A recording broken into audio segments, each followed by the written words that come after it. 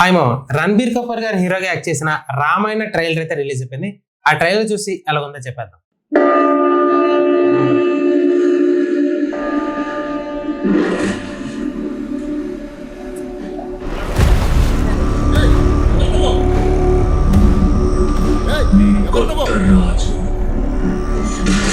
కొత్త రాజు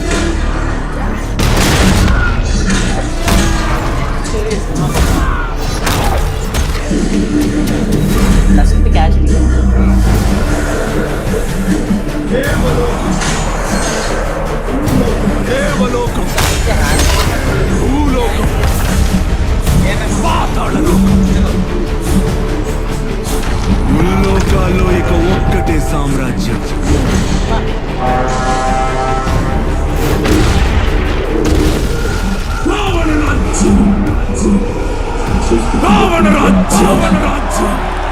సృష్టికి ఎప్పుడు ఏ ఆపద వచ్చినా లోకాన్ని రక్షించాడు. విష్ణు భగవానుడు అవతారం ఎత్తి లోకాన్ని రక్షించాడు. నా జ్యేష్ఠ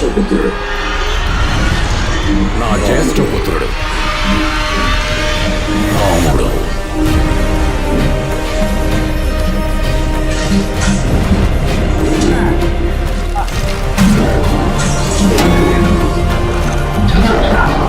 లోక కళ్యాణం కోసం నా ప్రాణాలు అర్పించాల్సి వచ్చిన అది నాకు సమ్మతమే.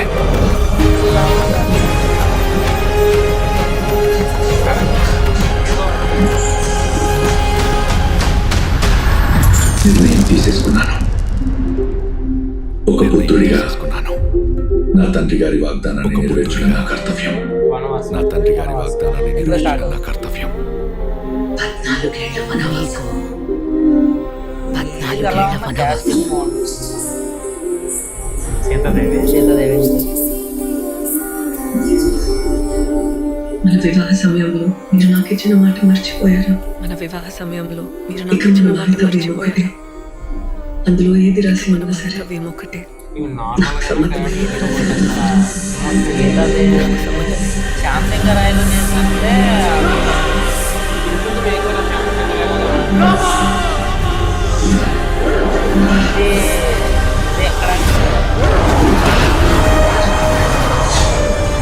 జనస్థానం రాజకుమారి శూర్పణఖ.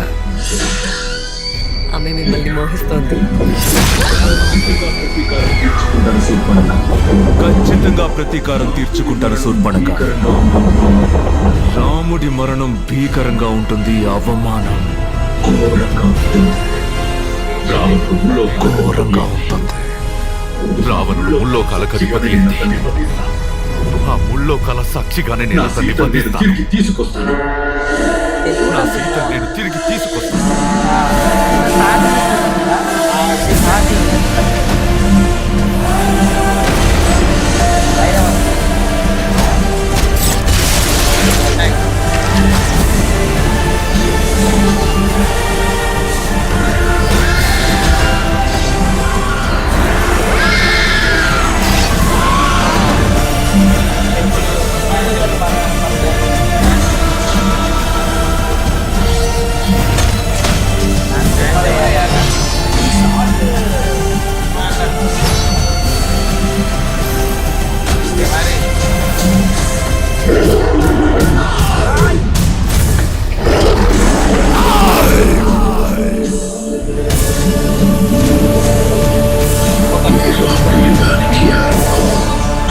ఇది రాముడి యుగానికి ఆరంభం.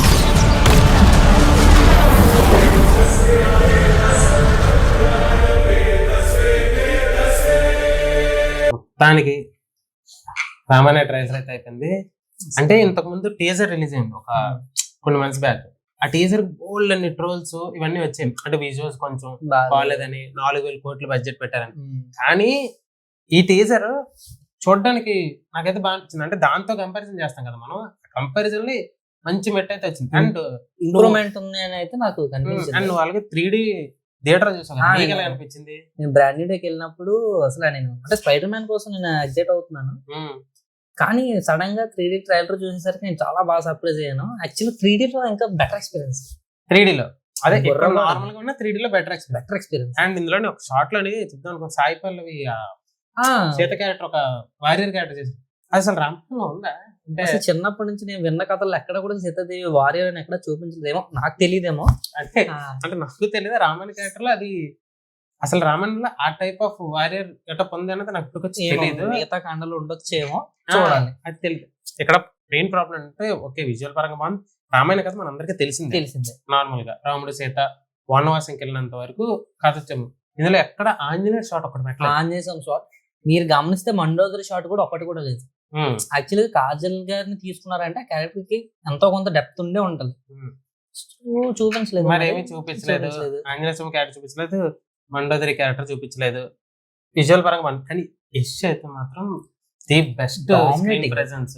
అంటే రణబీర్ కపూర్ గారు రాముడిగా ఎంత బాగా చేసిన యష్ క్యారెక్టర్ మాత్రం డామినెన్స్ పీక్స్ లో అయితే ఉంది. లాస్ట్ లైన్ షాట్ అవుట్ చూపించారు, అది క్రేజీ అసలు. అది అసలు నాకు ఇంకా ఇష్టమైన ఏంటంటే ఈ సినిమా డైరెక్టర్ నితీష్ తివారీ. ఆయన ఇంతకుముందు దంగలు, చిచ్చోరు ఇలాంటి సినిమాలు డైరెక్ట్ చేశారు. ఆల్రెడీ ఆ సినిమాలు బ్లాక్ బస్టర్ మనందరికీ తెలిసిందే. సో రామాయణ అంటే మనం చాలా ఎక్స్పెక్టేషన్స్ పెట్టుకుంటూ ఉంటాం. ఇది ఇన్ బాలీవుడ్ డైరెక్టర్, ఇంతకు ముందు ఇదే బాలీవుడ్ డైరెక్టర్.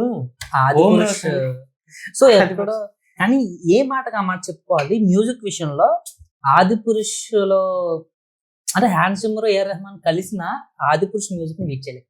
దానికి నేను ఎంతైనా ఆది పురుష్ ఏ విధంగా ఫెయిల్ అయినా మ్యూజిక్ పరంగా మాత్రం టాప్ నాచ్ ఉంటది. అంటే ఆ సాంగ్స్ బాగుంటాయి. ఇప్పటికొచ్చి ఈ సినిమా నుంచి వచ్చిన ప్రమోషనల్ కంటెంట్ లో సాంగ్స్ ఏమి రివీల్ చేయలేదు. మరి మేబీ ఏఆర్ రెహమాన్, హ్యాన్స్ జిమ్మర్ అంటే అది ఆబ్వియస్లీ టాప్ నాచ్ లో ఉంది కదా. సో ట్రైలర్ అయితే నేను అది అంటే బాగాలేదు అనేది నేను ఎక్కడ చెప్పను, ఎందుకంటే నేను ఫీల్ అయ్యాను.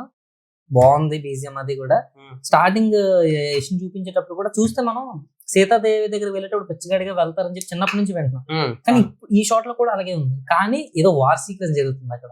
కొత్త రాజుని అని క్లియర్ గా చెప్పారు. అంటే వేరే వార్ సీక్వెన్స్ కి వెళ్తున్నప్పుడు ఐరావతం సీక్వెన్స్ కానీ అన్ని కూడా విజువల్ పరంగా చాలా డెవలప్మెంట్ అయితే ఉంది టీజర్ కి ట్రైలర్ కి. ఈ ట్రైలర్ చూస్తుంటే మనం చిన్నప్పటి నుంచి ఆ యుద్ధకాండ అనేది ఎక్కడి నుంచి స్టార్ట్ అవుతుంది అక్కడి నుంచి కాకుండా కొంచెం ముందు నుంచి కథ తీసుకున్నట్టు నాకేదో అనిపిస్తుంది. మేబీ చూడాలి. యానిమల్ తర్వాత వస్తున్న రణబీర్ కపూర్ సినిమా అవడం, అండ్ సో ఆ మేక్ ఓవర్ కూడా అంటే నమ్మించేస్తున్నారు. రాముడు అక్కడి నుంచి ఇక్కడ తీసుకొచ్చారంటే నమ్మేస్తున్నాం. ఆ మేక్ ఓవర్ కూడా చాలా బాగుంది. యష్ గారి క్యారెక్టర్ బాగుందన్నాను కదా. అండ్ డబ్బింగ్ కొన్ని సీక్వెన్స్ మనకి KGF cinema same dubbing artist అయిన మనకి అది రావచ్చు ఆ సీక్వెన్స్ అయితే. బట్ ఓవరాల్ గా అయితే సినిమా మీద ఎక్స్పెక్టేషన్స్ మళ్ళీ అంటే ఇంతకు ముందు వచ్చిన దాంతో డౌన్ అనేది ఇప్పుడు కొంచెం పెరిగి అనిపించింది. ఆల్రెడీ 3D ఫార్మాట్ లో చూస్తే మాత్రం టాప్. మూవీ ఎక్స్పీరియన్స్ చేస్తే ఖచ్చితంగా 3D ఫార్మాట్ లోనే చేయాలి. అంటే ఈ మూవీకి సంబంధించిన కథ అంతా అందరికి తెలిసినా కూడా ఈ సో విజువల్ పరంగా చాలా బాగా అప్గ్రేడ్ అయితే అయ్యారు. ఓవరాల్ గా అయితే ఈ సినిమా ఎలా ఉంటుందో తెలియాలంటే ఇయర్ దివాళి వరకు రిలీజ్. ఇది 2 parts. నెక్స్ట్ ఇయర్ కదా నెక్స్ట్ పార్ట్ ఈ year first part release. So overall గా ట్రైలర్ అయితే మాత్రం బెస్ట్ ఎక్స్పీరియన్స్ నాకు నచ్చింది, బాగా నచ్చింది. సో నాకు పర్లేదు అనిపించింది. ఇంతకీ ఈ ట్రైలర్ చూస్తే మీకు ఎలా అనిపించిందో కింద కామెంట్ సెక్షన్ లో తెలియజేయండి. మరి మోర్ ఫిల్మ్ అప్డేట్స్ కోసం సబ్స్క్రైబ్ టు షో గడ్ ఛానల్.